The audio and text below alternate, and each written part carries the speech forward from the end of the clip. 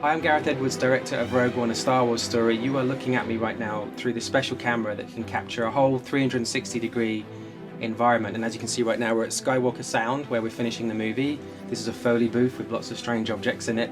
And we had cameras just like this when we were shooting Rogue One.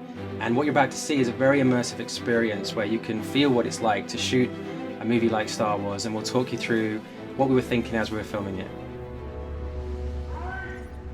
Here we are at Pinewood Studios in London, shooting a scene from the planet Jeddah. We're about to witness potentially an ambush of an Imperial tank.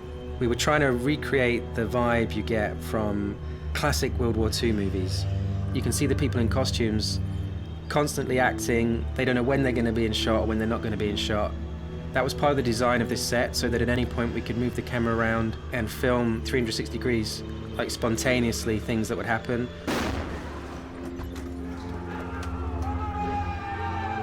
We wanted this to feel like as immersive as possible, like you're in a real war zone situation. Some of these creature designs, like these two ladies here with the guns, they look fantastic, and unfortunately when it comes to Star Wars, it's kind of an embarrassment of riches. You see in different shots just fleeting glimpses of all these amazing designs that the creature department came up with. The tank itself is a real tank. I'm not sure if it's World War II, but it was a fully functioning tank that had the look of something that could be in Star Wars. And once we had the tank, essentially the concept designers designed over the top of it to see what we could stick on it to make it feel more like a Star Wars vehicle.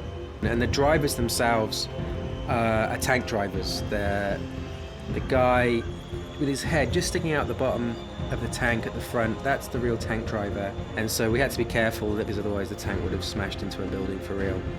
And actually George Lucas came to visit in pre-production, and one of the things he pointed at was a stormtrooper helmet. So like in the last minute we decided to make the tank drivers unique to stormtroopers and give them these helmets that we really liked.